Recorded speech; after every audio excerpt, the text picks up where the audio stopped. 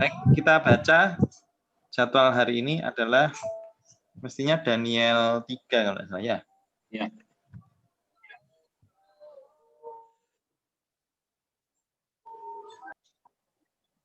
Daniel 3 sampai 4. Oke. Oh, wah, panjang ini, 3 dan 4 ya. Saya mulai dulu, 3 ayat begitu ya.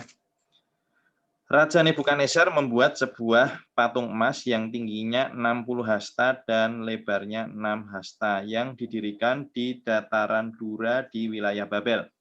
Lalu Raja Nebukadnezar menyuruh orang mengumpulkan para wakil raja, para penguasa, para bupati, para penasihat negara, para bendahara, para hakim, para ahli hukum, dan semua kepala daerah untuk menghadiri pentahbisan patung yang telah didirikan itu. Lalu berkumpullah para wakil raja, para penguasa, para bupati, para penasihat negara, para bendahara, para hakim, para ahli hukum, dan semua kepala daerah untuk menghadiri pentahbisan patung yang telah didirikan Raja Nebukadnezar itu. Amin. Dan berserulah seorang bentara dengan suara nyaring, beginilah dititahkan kepadamu, hai orang-orang dari segala bangsa, suku bangsa dan bahasa, demi kamu mendengar bunyi sangkakala, seruling kecapi, rebab, gambus, serdam, dan berbagai-bagai jenis bunyi-bunyian, maka haruslah kamu sujud menyembah patung yang telah didirikan Raja Nebukadnezar itu. Siapa yang tidak sujud menyembah akan dicampakkan seketika itu juga ke dalam perapian yang menyala-nyala. Silakan. Andre ya, Andre kemudian nanti Joshua, kemudian Raul, terakhir Saudari Iva ya.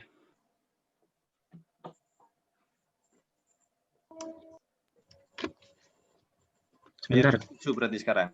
Pasal 3 ayat yang ke-7.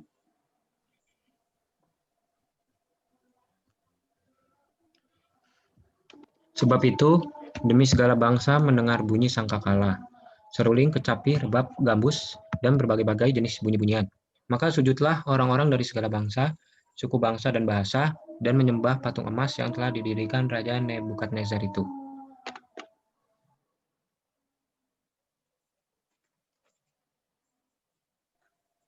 Tiga ayat, 2 ayat lagi, silakan.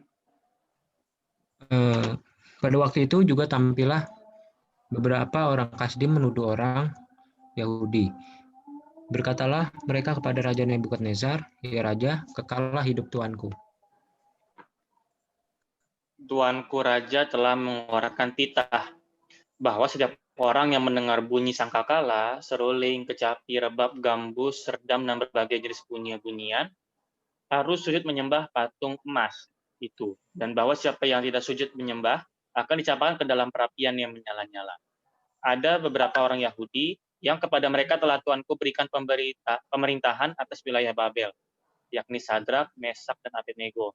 Orang-orang ini tidak mengindahkan titah Tuanku, dia Raja. Mereka tidak memuja Dewa Tuanku dan tidak menyembah patung emas yang telah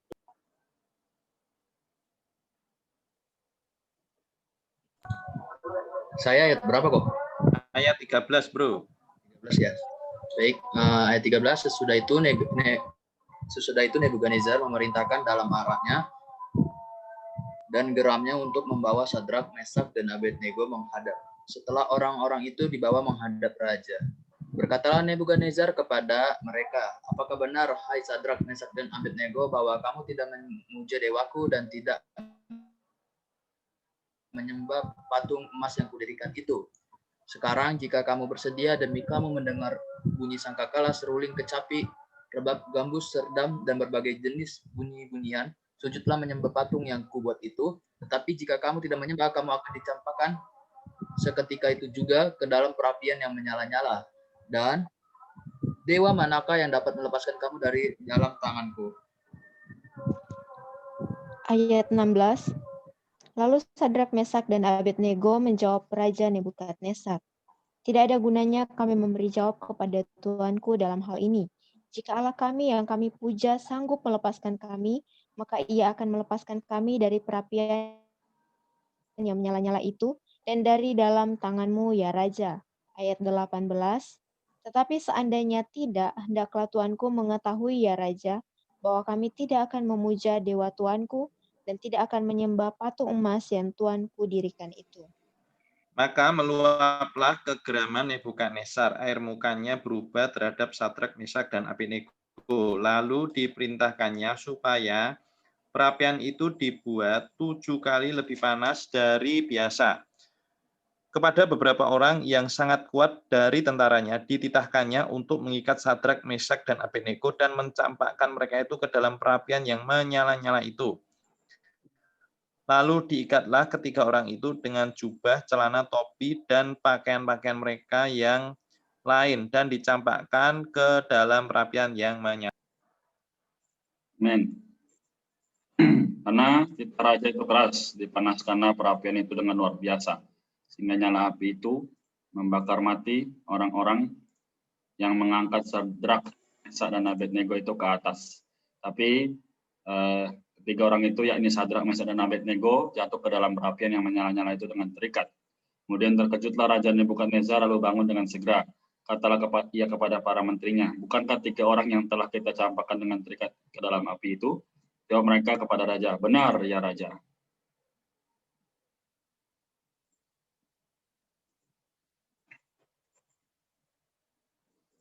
Silakan Andrea. Ayat 25 sampai 27. Katanya, tapi ada 4 orang kulihat berjalan-jalan dengan bebas di tengah-tengah api itu. Mereka tidak terluka, dan yang keempat itu rupanya seperti anak dewa.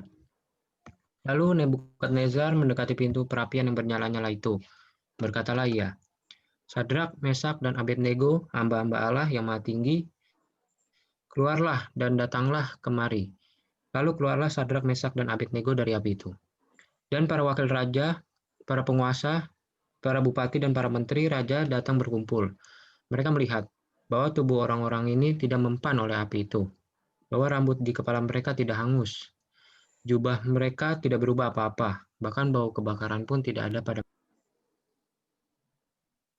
Berkatalah Nebukadnezar, terpujilah Allahnya Sadrak, Mesak, dan Abednego. Ia telah mengutus malaikatnya dan melepaskan hamba-hambanya yang telah menaruh percaya kepadanya dan melanggar titah raja, dan yang menyerahkan tubuh mereka, karena mereka tidak mau memuja dan menyembah Allah manapun kecuali Allah mereka. Sebab itu, aku mengeluarkan bahwa setiap orang dari bangsa, suku bangsa, atau bahasa manapun yang mengucapkan penghinaan terhadap Allahnya Sadrak, Mesak, Abednego akan dipenggal-penggal dan rumahnya akan dirobohkan menjadi timbunan puing, karena tidak ada Allah lain yang dapat melepaskan secara demikian. Lalu Raja memberikan kedudukan tinggi kepada Sadrak, Mesak, dan Abednego di wilayah Bel. Lanjut, pasal 4. Baik. Nebukadnezar meninggikan diri dan direndahkan. Dari Raja Nebukadnezar kepada orang-orang dari segala bangsa, suku bangsa, dan bahasa yang diam di seluruh bumi, bertambah-tambahlah kiranya kesejahteraanmu. Aku berkenan memaklumkan tanda-tanda dan mukjizat-mukjizat yang telah dilakukan Allah yang Maha Tinggi kepadaku. Ayat 3, betapa besarnya tanda-tandanya dan betapa hebatnya mukjizat-mukjizatnya. Karenanya adalah kerajaan yang kekal dan pemerintahannya turun-temurun. Ayat 4. Aku Nebukadnezar diam dalam rumahku dengan tenang dan hidup dengan senang dalam istanaku.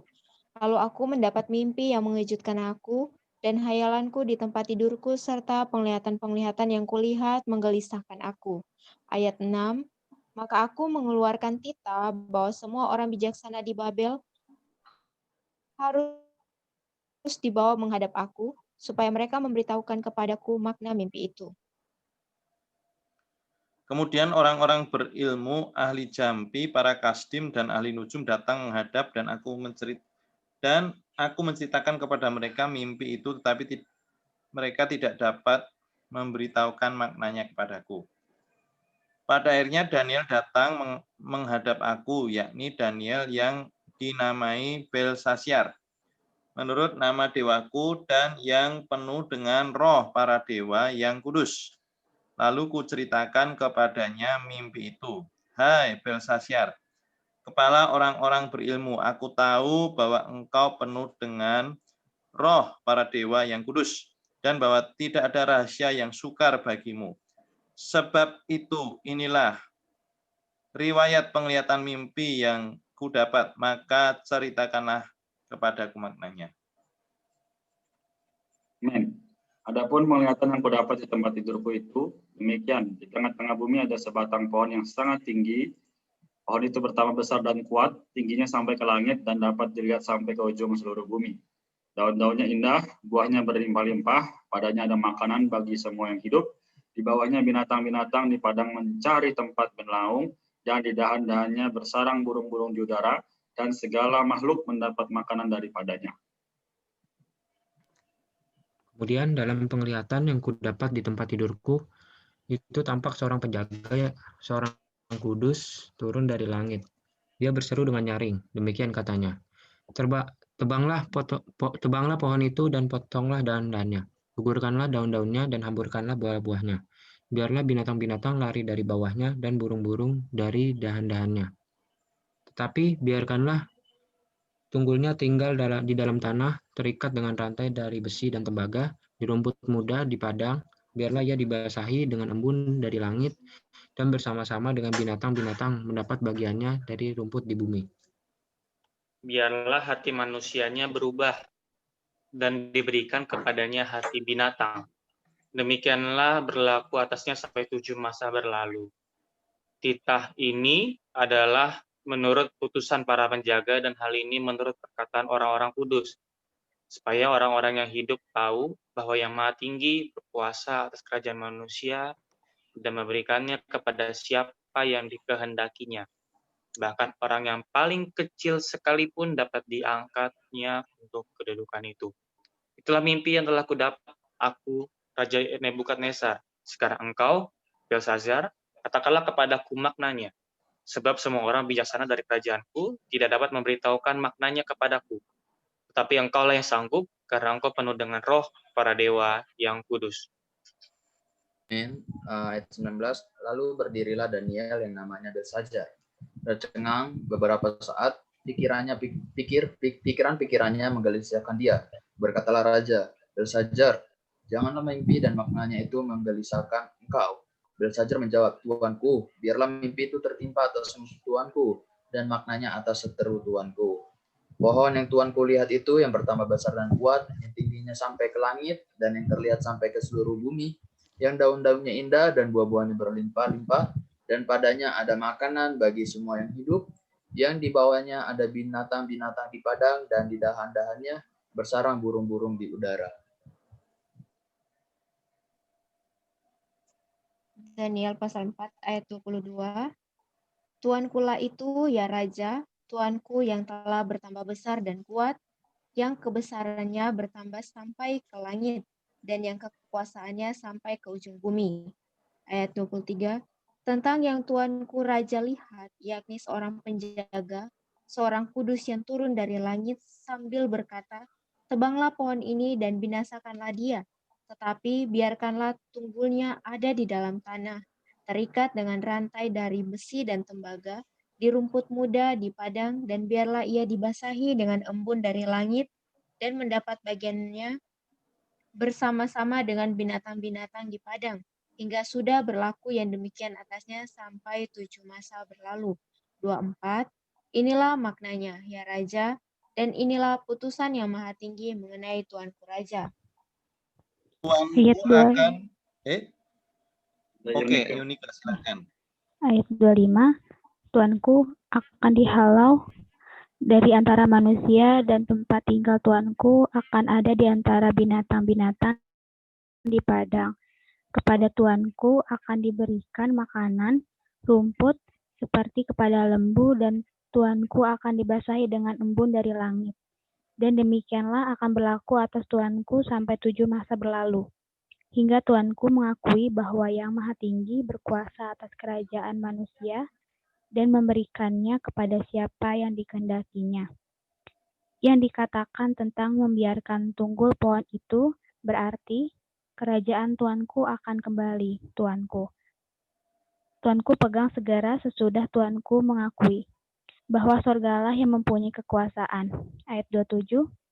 Jadi ya Raja, biarlah nasihatku berkenan pada hati Tuanku. Lepaskanlah diri Tuanku daripada dosa dengan melakukan keadilan dan daripada kesalahan dengan menunjukkan belas kasihan terhadap orang yang tertindas. Dengan demikian, kebahagiaan Tuanku akan dilanjutkan.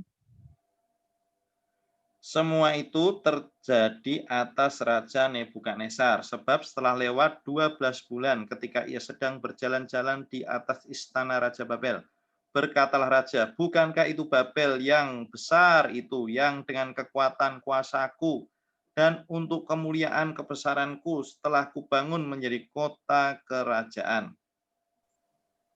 Raja belum habis bicara ketika satu suara terdengar dari langit. Kepadamu dinyatakan, ya Raja Nebukadnezar, bahwa kerajaan telah beralih daripadamu. Engkau akan dihalau dari antara manusia, dan tempat tinggalmu akan ada di antara binatang-binatang di padang. Kepadamu akan diberikan makanan rumput seperti kepada lembu, dan demikian akan berlaku atasmu sampai 7 masa berlalu. Hingga engkau mengakui bahwa yang maha tinggi berkuasa atas kerajaan manusia, dan memberikannya kepada siapa yang dikehendakinya. Pada saat itu juga terlaksanalah perkataan itu atas Nebukadnezar, dan ia dihalau di antara manusia, dan makan rumput seperti lembu, dan tubuhnya basah oleh embun dari langit, sampai rambutnya menjadi panjang seperti bulu burung Raja Wali, dan kukunya seperti kuku burung. Tetapi setelah lewat waktu yang ditentukan, aku, Nebukadnezar, menengadah ke langit, dan akal budiku kembali lagi kepadaku. Lalu aku memuji Yang Maha Tinggi, dan membesarkan dan memuliakan yang hidup kekal itu. Karena kekuasaannya ialah kekuasaan yang kekal, dan kerajaannya turun-temurun. Semua penduduk bumi dianggap remeh. Ia berbuat menurut kehendaknya terhadap bala tentara langit dan penduduk bumi. Dan tidak ada seorang pun yang dapat menolak tangannya dengan berkata kepadanya, apa yang kau buat? Pada waktu akal budiku kembali kepadaku, kembalilah juga kepadaku kebesaran dan kemuliaanku untuk kemasyhuran kerajaanku. Para menteriku dan para pembesarku menjemput aku lagi. Aku dikembalikan kepada kerajaanku, bahkan kemuliaan yang lebih besar dari dahulu diberikan kepadaku. Jadi sekarang aku, Nebukadnezar, memuji, meninggikan, dan memuliakan Raja Sorga, yang segala perbuatannya adalah benar, dan jalan-jalannya adalah adil, dan yang sanggup merendahkan mereka yang berlaku congkak.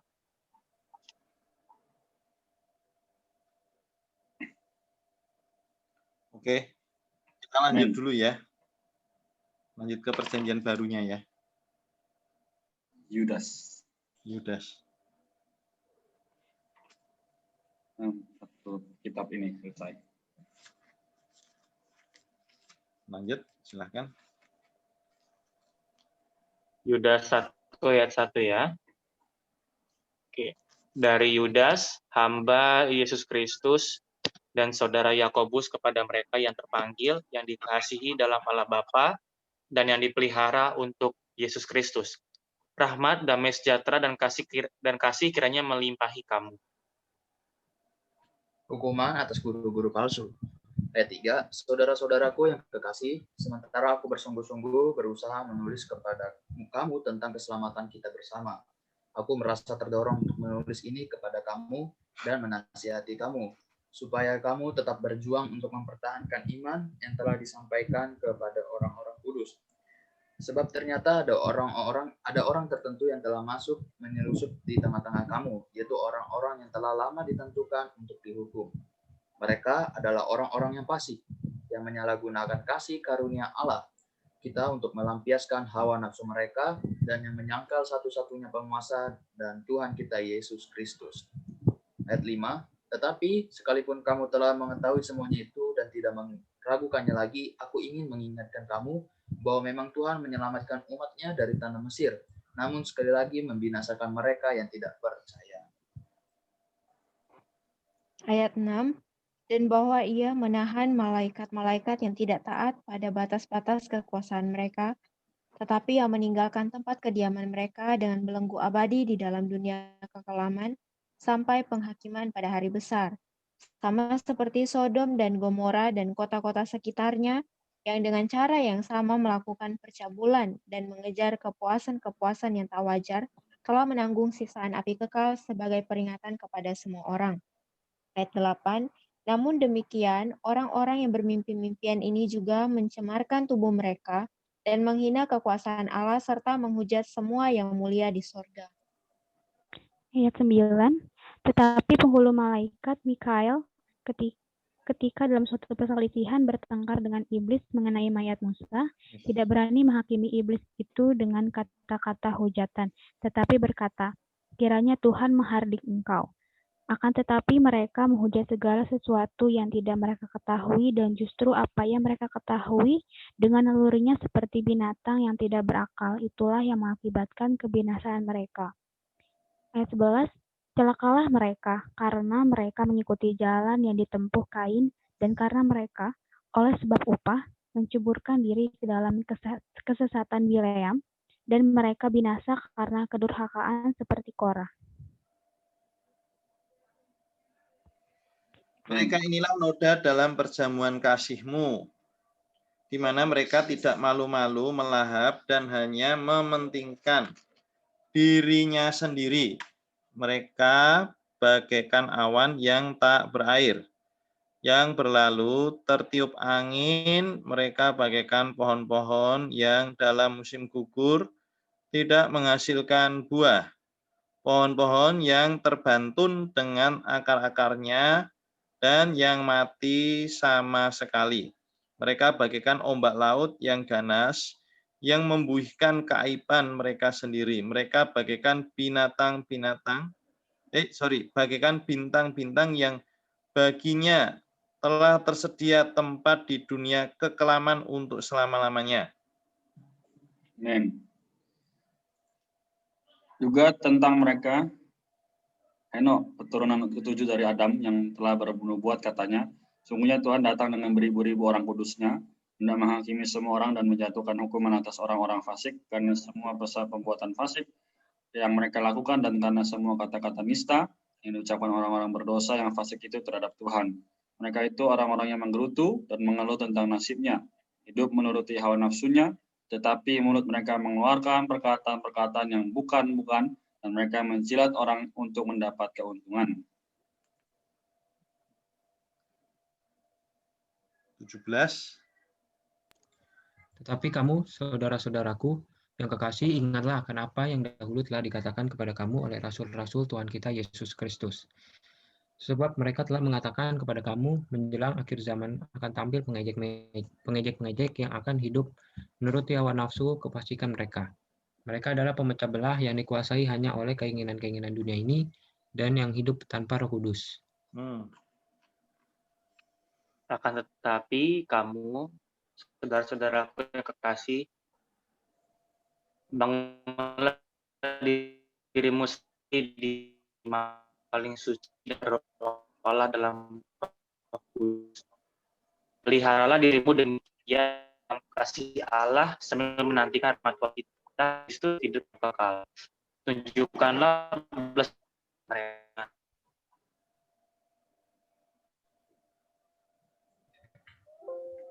Ayat 23, selamatkanlah mereka dengan jalan merampas dari api, tetapi tunjukkanlah belas kasihan yang disertai ketakutan kepada orang-orang lain juga, dan bencilah pakaian mereka yang dicemarkan oleh keinginan-keinginan dosa. Bagi Dia yang berkuasa menjaga supaya jangan kamu tersandung, dan yang membawa kamu dengan tak bernoda dan penuh kegembiraan di hadapan kemuliaannya.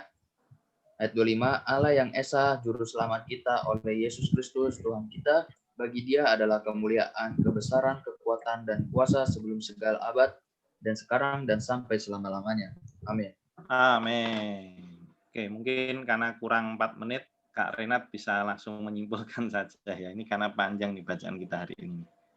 Baik, jadi sebenarnya dari Daniel 3-4 tadi dengan Yudas ini ada korelasinya ya. Jadi kita lihat bagaimana seorang yang menguduskan dirinya bagi Tuhan, dia pasti memiliki kehidupan yang benar-benar nyata, berbeda dari zamannya ya. Demikian pun dengan kita hari ini, kalau kita sebagai orang muda memiliki kedambaan yang sama seperti Daniel, yaitu tidak ingin dicemari oleh berbagai macam hal kecuali di diri Tuhan, nah maka kita juga pasti bisa melakukannya. Nah, di Yudas ini adalah bagaimana aplikasinya. Ya. Jadi di ayat yang ke berapa ini sebentar? Di ayat yang kelima ya dari Yudas ini katakan apa? Tetapi sekalipun kamu telah mengetahui semuanya itu dan tidak meragukannya lagi, aku ingin mengingatkan kamu bahwa memang Tuhan menyelamatkan umatnya dari tanah Mesir, namun sekali lagi membinasakan mereka yang tidak percaya. Nah, jadi asal kita percaya pada Tuhan hari ini, ya Sang Pencipta, Dia juga akan memberikan kepada kita keselamatan. Dan demikian yang dialami oleh Daniel. Ya, kenapa ketika dari Sadrak, Mesak, dan Abednego itu mereka dilempar ke perapian, tapi mereka tidak kenapa-napa. Ya, itu karena ada penyertaan Tuhan di situ. Ya, karena mereka memilih berdiri di pihak Tuhan daripada mereka menghabiskan waktunya untuk menyembah berhala, untuk melakukan seperti apa yang diinginkan raja. Ya, jadi demikian juga hari ini. Seberapa banyak waktu yang kita berikan kepada Tuhan, seberapa besar juga itulah kasih kita kepada Tuhan. Ya, jadi moga melalui pembacaan Alkitab setiap hari, baik pribadi maupun bersama-sama, bisa mendorong kita untuk apa?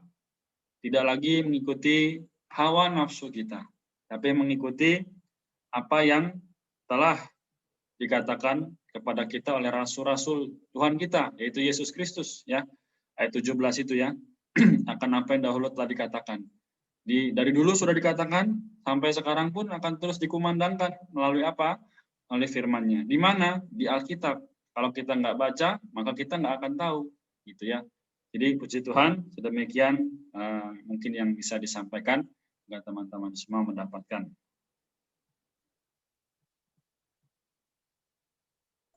Baik, Andre menutup di dalam doa untuk pembacaan kita sore hari ini ya. Dipersilahkan. Oke, mari kita bersatu dalam doa. Amin. Selamat malam Tuhan Yesus. Terima kasih Tuhan, Engkau telah bersuara Tuhan. Melalui firman-Mu Tuhan, kami belajar hal banyak tentang firman-Mu Tuhan. Bahwa kami tidak boleh mengikuti hawa nafsu kami Tuhan. Kami harus mengikuti hawa nafsu sesuai dengan kehendak-Mu Tuhan. Maafkan segala dosa dan ketidaktepatan kami ya Tuhan, baik sengaja maupun tidak sengaja Tuhan. Karena kami ini adalah milik-Mu Tuhan. Kami ingin bertobat ya Tuhan Yesus. Ya Tuhan. Ingin mengakui dosa kami Tuhan. Ya Tuhan Yesus, terima kasih Tuhan.